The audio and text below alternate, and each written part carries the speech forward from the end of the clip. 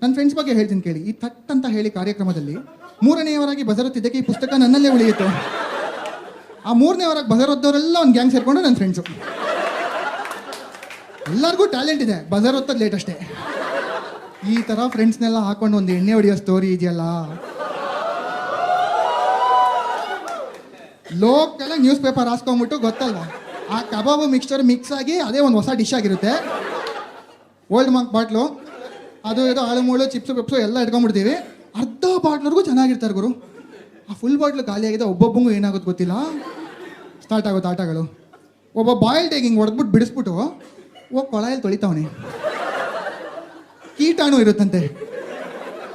ಇನ್ನೊಬ್ಬ ಈ ಕಬಾಬ್ ಹಾಕಿದ್ದು ಪೇಪರ್ನೆಲ್ಲ ಮುದ್ದೆ ಕಟ್ಬಿಟ್ಟು ಎತ್ಕೊಂಡೋಗಿ ಬೀರುಲ್ಲಿ ಇಡ್ತಾವನೆ. ಇವ್ ನನ್ನ ಪಕ್ಕ ಇರೋನು ಮಚ್ಚ, ಅದು ಬೀರು ಕಣೋ, ಫ್ರಿಜ್ ಇಲ್ಲಿದೆ ಅಂದ್ಬಿಟ್ಟು ಎತ್ಕೊಂಡೋಗಿ ಇಟ್ಟ ವಾಷಿಂಗ್ ಮಿಷಿನ್ ಒಳಗಡೆ. ಬಟ್ ಎಷ್ಟೇ ಎಣ್ಣೆ ಹೊಡಿ ಒಬ್ಬ ಇರ್ತಾನೆ ಗುರು, ಅವನಿಗೆ ಎಷ್ಟೇ ಎಣ್ಣೆ ಹೊಡೆದ್ರು ಇನ್ನೂ ಬೇಕು, ಮಚ್ಚ ನಂಗೆ ಇನ್ನೊಂಚೂರು ಎಣ್ಣೆ ಬೇಕು ಅಂತ ಇರ್ತಾನೆ. ಅವತ್ತು ರಾತ್ರಿ ಏನಾಗೋಯ್ತು, ಎಣ್ಣೆ ಖಾಲಿ. ಸೊ ಇವಾಗ ಅವನಿಗೆ ಎಣ್ಣೆ ಬೇಕು ಅಂತ ಹಠ ಹಿಡ್ಕೊಂಡು ಕೂತ್ಕೊಂಡ್ಬಿಟ್ಟಿದ್ದಾನೆ. ಮಗ ಓಡ್ಕಾ ಇದೆ ಸರಿನಾ, ಓಲ್ಡ್ ಮಂಕ್ ಖಾಲಿ ಅಂದೆ. ಯಾವುದನ್ನ ನಡೆಯುತ್ತೆ ಮಗ ಅಂದ. ನನ್ನ ಹತ್ರ ಓಲ್ಡ್ ಮಂಕು ಇಲ್ಲ, ಓಡ್ಕಾನೂ ಇಲ್ಲ, ಖಾಲಿ ಬಾಟ್ಲು ಒಂದಿತ್ತು. ನೀಟಾಗಿ ತೊಗೊಂಡೋದೆ, ಕೊಳಾಯಲ್ಲಿ ಕುಲುಕ್ಸ್ಬಿಟ್ಟು ಚೆಲ್ಬಿಟ್ಟು ಕುಡಿಯೋ ನೀರು ತುಂಬಿಸ್ಕೊಂಡು ಬಂದೆ.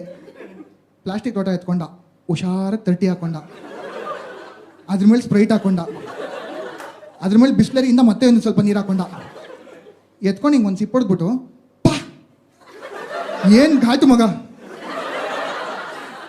ಬೋಳಿ ಮಗನೇ, ನೀರ್ ಮೇಲೆ ನೀರು ಹಾಕೊಂಡು ಕುಡಿತಾ ಇದೆಯಾ? ಅದು ಪರವಾಗಿಲ್ಲ ಗುರು, ಫುಲ್ಲು ಕುಡ್ಬಿಟ್ಟು ಹೋಗಿ ವಾಂತಿ ಹೊಡೆದ.